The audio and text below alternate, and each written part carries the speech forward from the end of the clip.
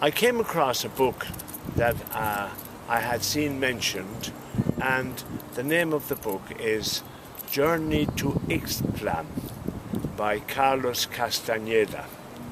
And Carlos was a young student, a student of anthropology, who graduated out of the University of California in Los Angeles. And Carlos, as his name would imply, was a Mexican-American born in Los Angeles of Mexican parents. So he got his degree, his basic degree, in anthropology. Anthropology, which is the study of mankind, humankind, our customs, our history, our prehistory, our languages, our religions, all about that. And Carlos got a bachelor's degree in anthropology, but he was ambitious. He wanted to get a master's degree and eventually, hopefully, a PhD, a doctor's degree, so that he would be called Dr. Carlos. So he had heard about this tribe of Native Americans who lived on the borders of Arizona and Mexico. So he went there, and his idea was that he would study this tribe of Native Americans. And he was told especially about a wise man amongst them named Don Juan. And he went with his tools of the trade. He had his notebooks and he had his tape recorders, and he was ready to interview this man at length so that it would help him to become a doctor of anthropology. So he met Don Juan and he introduced himself. My name is Carlos Castañeda.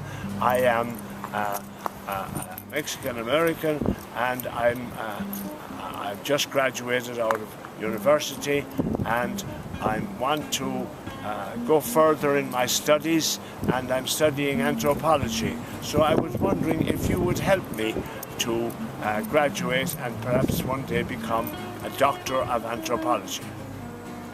So the old Indian looked at him, turned his back on him, and walked away. Carlos was astonished. Could he possibly just walk away like that and not even answer any of his questions or help him in any way? So the next day, the same thing happened, and eventually, after about 3 days, the old man said to him, "Follow me." And he walked into the desert. Now, Arizona is not your Sahara type of desert. It is rocky desert, mountains and rock, and very unusual vegetation. The saguaros of Arizona are unique. These big cactus that grow very tall and stretch out their limbs in all directions, and also the wildlife of which rattlesnakes are part of it. Anyway, they walked for about an hour, and then they came back, and he said, "That's all for today." So over a number of days, that's all they did. They walked, and after about 3 or 4 days, or maybe it was longer, they walked 4 hours into the desert, and they stopped, and the old Indian had stopped, and it was twilight, and he was obviously preparing something.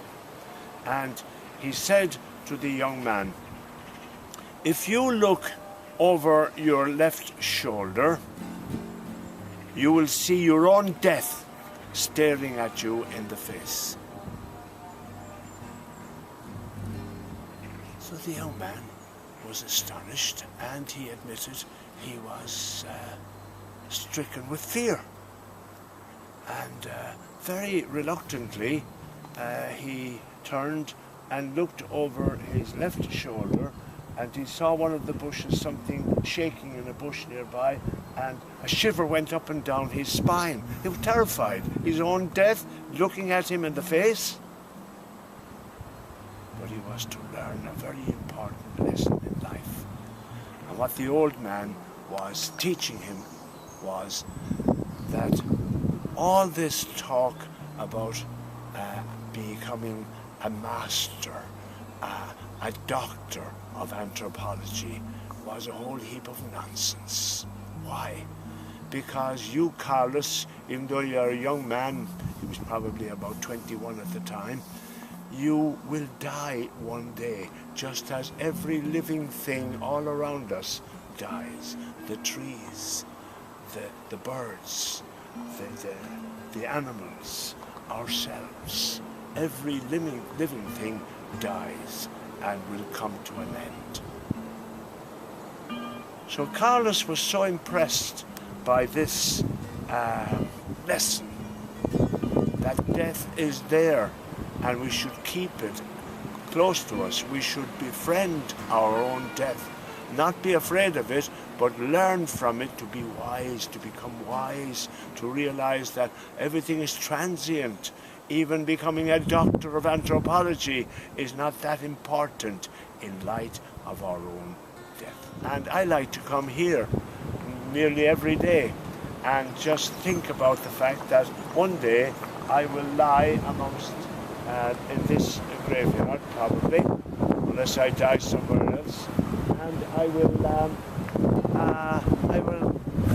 my bones will my body will be laid here, and it will rot, and eventually it will decompose completely, and there will be nothing but dust left.